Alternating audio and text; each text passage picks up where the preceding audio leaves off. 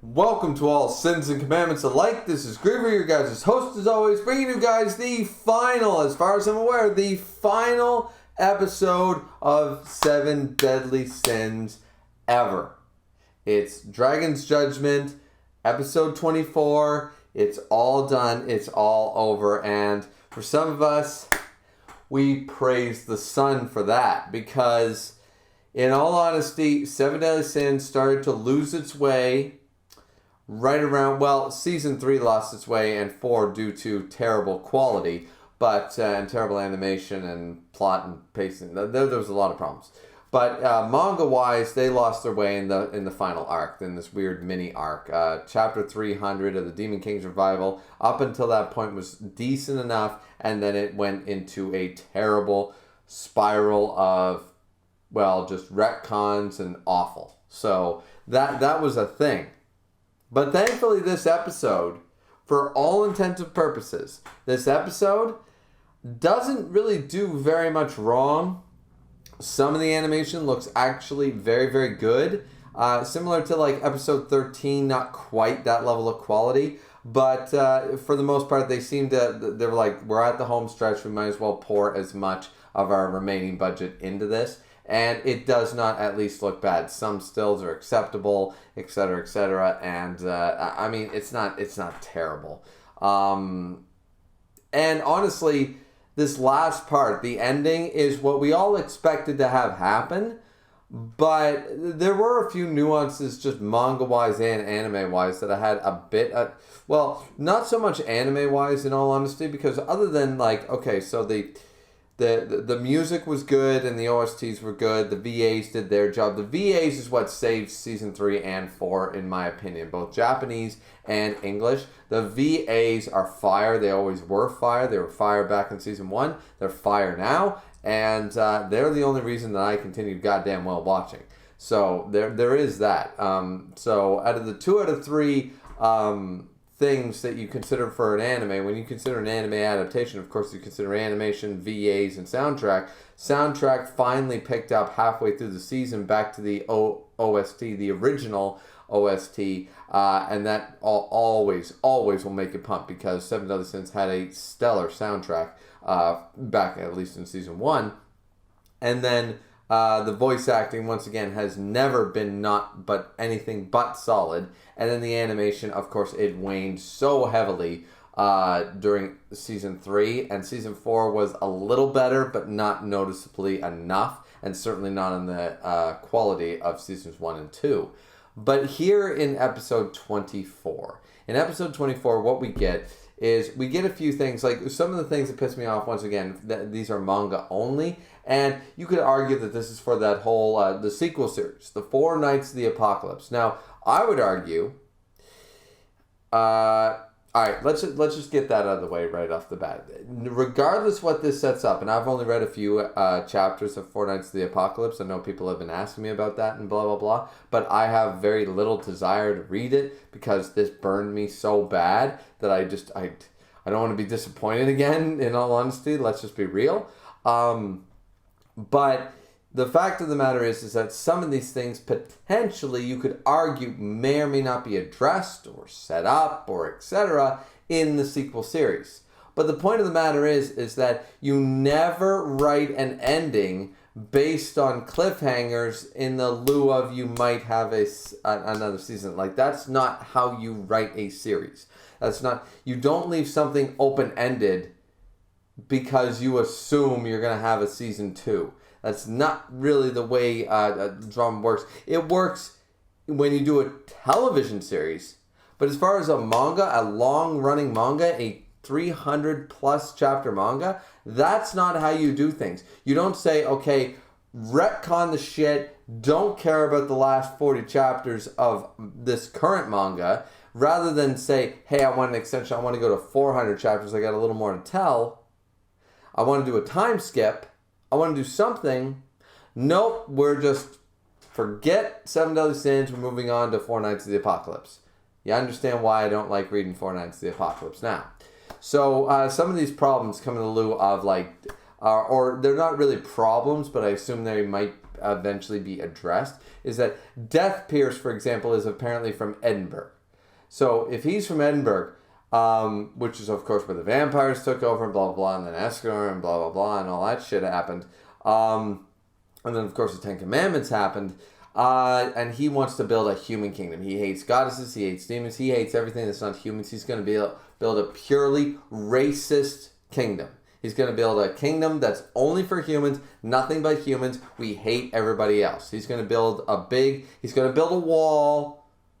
You know where I'm going with this. Okay, so he's going to build a wall around his little country, and that's what he's going to do. So, unfortunately, yeah. So, whether that goes anywhere in Four Nights of the Apocalypse, shitty to write it into the ending of the series. Same with Nanashi. Finally, we get the explanation that Nanashi did not die in Camelot, and Nanashi actually survived and saved many, many people. Apparently ripped his wings off. Apparently was part of the Goddess Clan. This feels as fucking as the whole Jenna and what's her name, Zukia, whatever the druids, the druid priestesses apparently were goddesses as well. Go figure. It was like, wait, what? So druids don't actually exist then? Like, I'm feeling that this is the problem with Nakaba and Seven Deadly Sins, is that, so are there druids or are there not? Because literally the leaders of the druids are goddesses. Literally the only other superpowered person we know about is a goddess, Nanashi. Like, so, like, Hendrickson learned purge and stuff, but is a druid a thing? By this logic. Because they're calling themselves druids, but they're goddesses. So, like, yeah, see, there's a lot of problems here. There's actually quite a few problems. But for the most part, honestly, I can't complain anymore about the episode. Because the episode was actually, as far as the ending goes, I had a few story problems with it. For example, the fact that Meliodas and Elizabeth apparently never introduced... Tristan and Lancelot apparently never met in 10 fucking years. They were born in roughly the same time.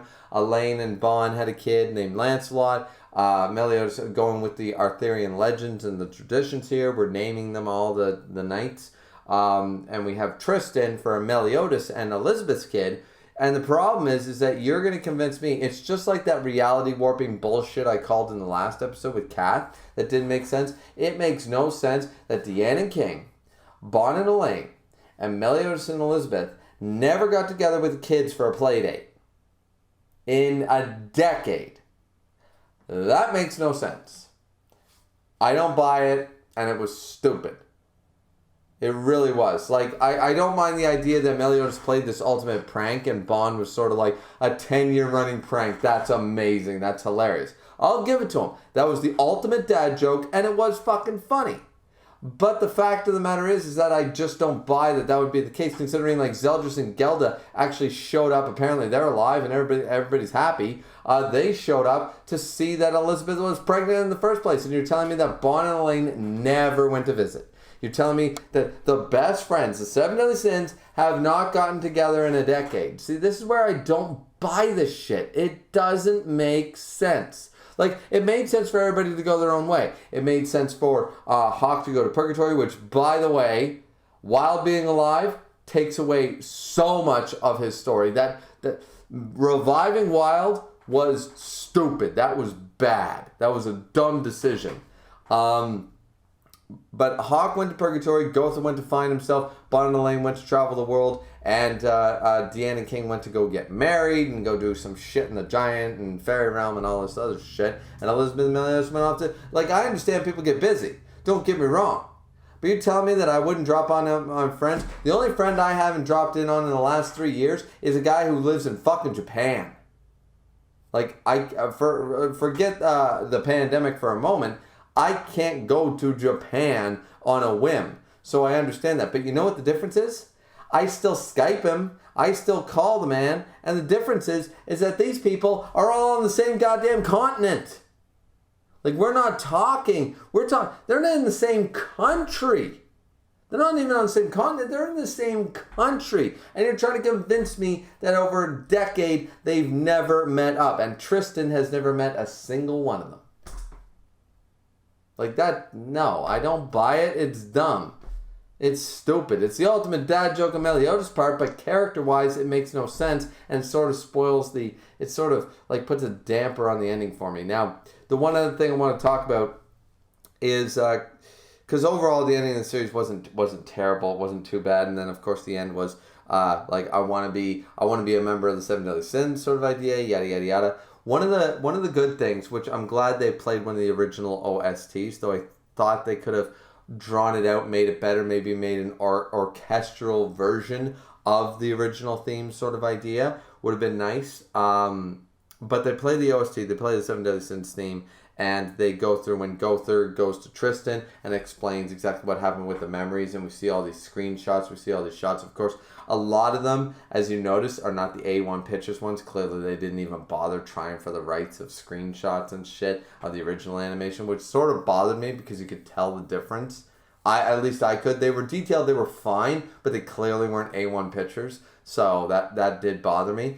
The fact of the matter is, if that was going to be the case, you might as well have gone all in. You might as well have like pushed it, I'm going all in poker, and should have really made this scene. Like certain scenes could have been cut quite a bit shorter just to give us a little more runtime of this, because it was probably the best part of the episode was the original theme playing and seeing all the memories of where we went from, where we come from, etc., etc. And honestly, it went by too fast. Like, the manga can only do so much to show us a flashback in that way, but it showed us, I believe, I didn't reread the chapter, but I believe the manga showed us more shots. I like, seriously, it was a double-page spread, and I believe there was more scenes shown in the manga in a 2-page spread than there was in the anime. And I'm just sort of like, why didn't you make this like a 4-minute sequence? Like, it's the last episode of the last season. We don't really, like, Tristan's a new character and stuff. We're supposed to relive as fans of the series. The idea of doing this in the first place is for us to finally accept and relive the Seven Deadly Sins story and go, yeah, okay. You know? Like, so it's sort of be like if you watch The Notebook and fucking you cut the movie in half. Or you watch that other one, the Green Mile, and you cut it in half, and then you jump to the retirement home and you're just like, no, we skipped half the story. It's like, no, they read the whole book. We watch a 2.5-hour movie to read the entire story. We don't skip chapters. We don't skip pages. We read the story and we watch it unfold. That's the point. And this was only like maybe a minute sequence, and it should have been a good 3 to 4. So that's another complaint about the episode. Yeah, other than that, honestly, the episode was animated decently enough.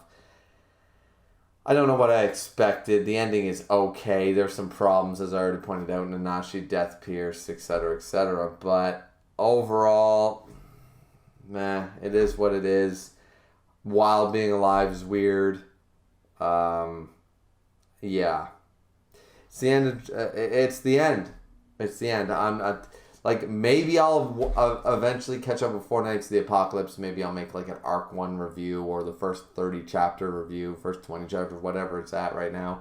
I might eventually end up doing that. I promised that I would try to do that in my 500 subscriber video, but I've only gotten to 2 out of the 10 videos I promised out of the 500 subscribers, and now we're already at 600. So, and that was a while ago. So, I'm not going to make any promises here. Not saying there won't be any Seven Deadly Sins content ever again, but I think that for now, this is probably the last you're going to see of me talking about Seven Deadly Sins, at least for a while. That might be disappointing to some people, but honestly, the videos don't do terribly great.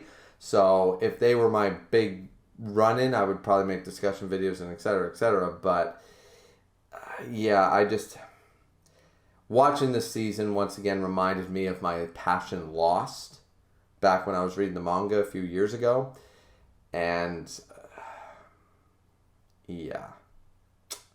So I don't know what the future holds on this channel for Seven Deadly Sins content. Once again, I might end up picking up Four Nights of the Apocalypse eventually. But just when I was sort of thought I was getting over it sort of idea, I had to watch this abysmal season. And it was just like, not only animation and quality-wise, but totally brought me back to the worst part of Seven Deadly Sins in its entirety, which is plot hole, carpet bomb ridden with retcons in one side and just bad writing in another. So I don't know. I don't know. I'm actually, after watching this episode, I'm a little depressed. Little depressed that a series that I held so much passion for and I love so much was reduced to this for 2 seasons in a row. The fact that they got the fact that they got a season 4 after what happened with season 3 is words can't describe. Okay, so that's the end of the video, guys. I don't want this to be a 30-minute rant. So like, comment, and subscribe as always. I apologize. If you guys have any ideas for any 7 Deadly Sins content you would like me to make, I will definitely take your comments and advice into consideration. If you want to leave your suggestions down in the comment section down below. Don't forget, once again, to drink responsibly as always. And we will see you guys here again next time for my next series, my next video, whatever. Maybe it'll be 7 Deadly Sins related. Maybe it won't. But hell of a ride recording all these episodes over all these years and all these manga chapters and stuff. And at the end of the day, hate to say it, still love 7 Deadly Sins. Still love 7 Deadly Sins. Can't help it. Can't fight it. Just gotta go with it. So thanks, guys, for watching. We'll see you next time. Peace out.